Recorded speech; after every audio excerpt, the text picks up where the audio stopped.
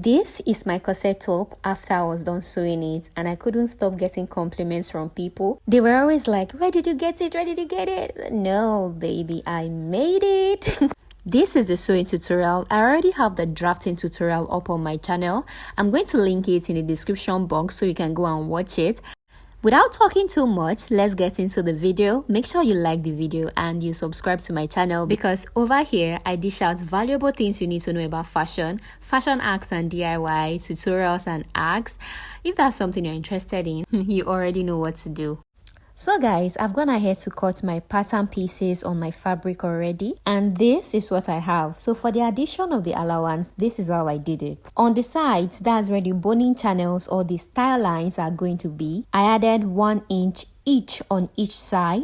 Then on the armhole and neckline, I added just half of an inch, and at the bottom I added just 1 inch. There is no need to add allowance to the side because we added allowance while we were drafting on the pattern paper. You recall, right? Right. Moving forward to the stitching side, I'll take the middle piece and place it on the center front, right sides facing each other. I will do the same thing on the other side, and I will sew with 1 inch because I gave 1 inch allowance. I am done stitching now, and this is what it looks like. It's looking good. I stitched with 1 inch because that's the allowance I gave.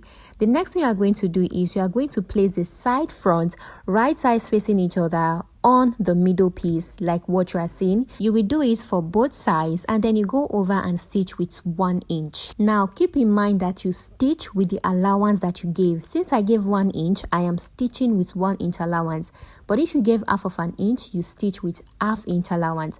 So this is what I have when I was done. The next thing for me to do is to create the boning channels. For this particular project, I'm going to be making use of the small size boning. It's not the smallest one, neither is it the biggest one. It's just mid, it's just average, as you can see. There are several ways there are several ways you can sew in your boning channels, but this is the one I used. So pay attention if you are going to be trying mine. So first off, I'll cut about ½ inch away from the one side of the allowance I gave, like the way you see on the screen. Now this is the reason you have to give enough allowance so it will be enough for your boning channels. For the other side of the allowance, which is still a complete 1 inch, I'm going to bend it over the trim side, then I will fold in the edges, then I'll go over to the sewing machine and match on top. So I'm going to be folding them like that, and I'll do the same thing for the 04, the 4 boning channels. That's exactly what I'm going to do. For the center front boning channels, I'm going to clap them to face each other, and then for the side boning channels, I'm going to fold them away from each other to the side like this. These are the bonings I'm going to be using. I've cut them according to the length of my boning channels and also ironed them straight. So I'm done with the boning channels, and this is what it looks like. Trust the process. Trust the process. I've not even ironed it. That's why it's looking like this. So for my boning channels, the long ones are for the front, and then the short ones are for the other, like for the back, the one that has short length. So I'm going to be placing them into the channels now. Don't fix the bonings all through the boning channels. Leave a space about 1 inch at the bottom. Now when I turn it to the other side, you can see how straightened it is. Now that is what I was talking about when I say trust the process. Okay. Everything you've done so far, you are going to repeat the same thing on the lining, okay, except for the fact that it doesn't have any boning channels. So let's work on the back piece now. Just the way I added allowance for the front piece, I added 1 inch allowance to the sides where there are going to be boning channels or style lines. I added 1 inch to the bottom and half of an inch to the neckline and the armhole side. So there are going to be 4 bonings at the back, 2 there and 2 there. Onto the stitching part, I'm going to take the center back and place it on the side back. Same thing goes for the other piece, and you're going to stitch with 1 inch allowance. So this is what I've done. There's going to be boning on the both sides, this place and that place. I'm also going to be putting boning close to the edge because that's where the loops are going to be, so it needs to be sturdy. To create those boning channels, I'm going to be making use of a buba bias. Well, just take a look at how I did it though. When placing the buba bias, give about ½ inch from the edge to enable you sew in your loops. Alright guys, I am sewing and recording this corset tutorial at night, so that's why the visuals is like this. But I hope you can see it. I'm done sewing the boning channels for the back now. I'm trying to fix the boning in accordance with the length, so I'm just going to pass the boning into my boning channels now. Note that when you are fixing your bonings through your boning channels, let there be about half of an inch space or 1 inch. 1 inch is better at the bottom so as to enable you turn the bottom when you are doing your finishing. This is the lining for the back. Everything you did for the main back, you are going to do it for the lining as well, except that there are no boning channels. There are no boning channels for your lining pieces. So if you notice, I iron cloth stay to the front and to the back, except the lining pieces, but you can decide to iron cloth stay on the lining pieces and the main pieces if you want to, okay? Don't forget that whatever you do for the main piece, you also do for the lining pieces, except there are no boning channels on the lining. But every other thing, do it exactly the same way. I'm going to be sewing in my loops now, so I won't be needing this much anyway. So these are the loops I have. They are 2.5 inches long, so I'm going to be measuring the position of the loops. So I'm done fixing the loop on one part of the back piece, so I'm going to be doing exactly what I did on the other pieces. I have not sewn it together yet. I just used space to hold it in place, but when we are doing the other one, you would see how I did this and you won't get lost.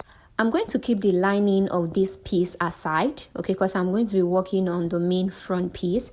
When you take a look at the piece I've already done, you would see that before I placed the first loop, I gave half of an inch. So the half of an inch is your stitching allowance for the neckline. So I'll give the same half of an inch allowance for the neckline before I start my loop placement, just like you see on the screen.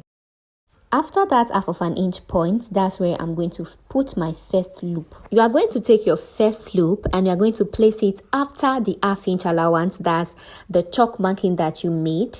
You are going to place the loop in a way that the points that you join together, that's the stitch point, is facing upwards. I use the needle and thread to secure my loops in place, but if you want to use pin, you can go ahead and use, but needle and thread was more efficient for me because I can always lose it anytime, and for a lot of reasons I use this next part. I don't know how I'm going to explain it, so I'm just going to leave it for you to watch. Okay, you know what, let me just try and explain. So once you bend it and it's straight like that, the soft part facing you, you are going to bend it one, but that's not your final bending. You are going to twist it again.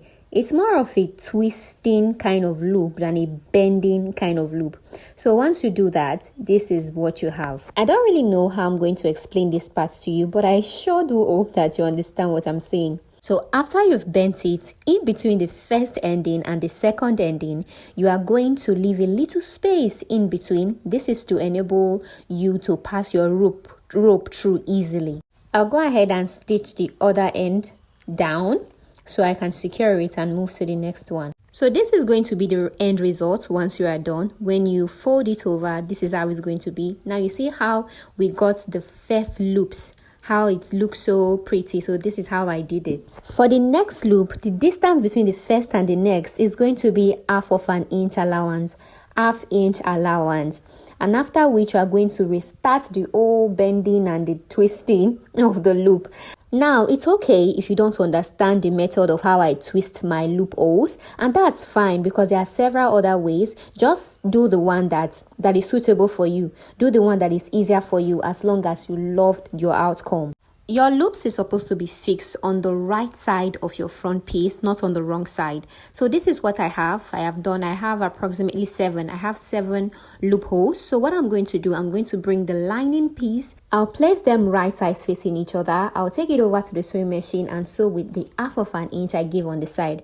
Remember, I told you to give half of an inch before you sew your boning channel. So this is the final outcome for the back loops, and it looks beautiful already. It looks already made.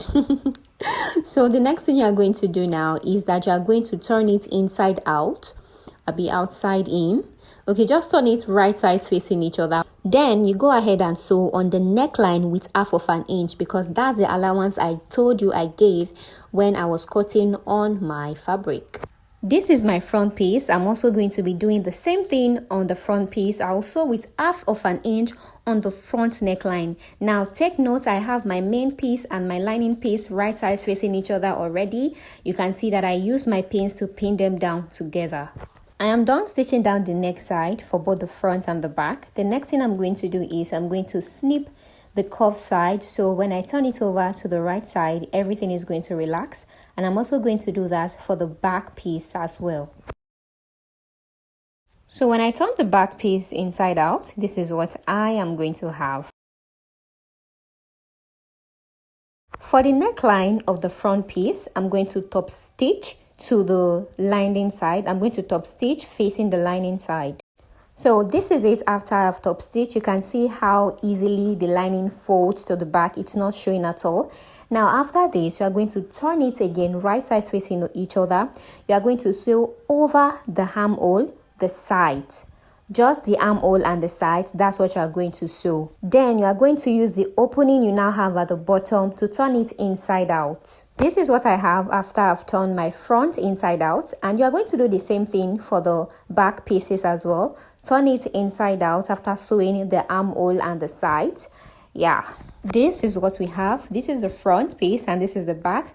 You are going to place the back piece on the front piece, right sides facing each other. I know at this point it's going to be confusing because the back and the front are almost the same thing, but there will still be difference. I forgot to mention that you should leave a little opening on the arm area. That is the armhole side as you are seeing, and you are going to do this for all the 4 arms. After placing them right sides facing each other, on the first arm, you are going to place the opening like this. You're going to place them right sides facing each other, and then you go over to the sewing machine and sew. Seriously, I don't know how I'm going to explain it, but I think you will know what to do when you get to this stage. So this is it. I've gone ahead to sew it, and as you can see, there's an opening on that side. You are going to close it up by sewing on top, or you do invisible stitch with your needle. I don't know if you know how to do that. Just cover that hole at the shoulder. We are about to join the front and the back sides together, and before you do that, make sure you iron and let it be relaxed. Just arrange it very well the way I am doing it. Measure your bust and your waist round circumference. Take it over to the sewing machine and sew with your measurements. I'm on the sewing machine now, and before I sew the pieces together, I'll close off the opening that I have at the bottom for both the front piece and the back pieces. I am done closing the opening at the bottom of both my front piece and my back piece as I have explained earlier. So what I'm going to do is to join both the front piece and the back piece together at the sides to complete it. Afterwards, I'll do the final piping at the bottom with a buba bias. You can use whatever, you can do any finishing that of your choice. I try, be no try. I try now. So give this video a like. Subscribe to the channel so you can see more video tutorials, fashion updates and arc. And until then, I will see you in my next video. Bye.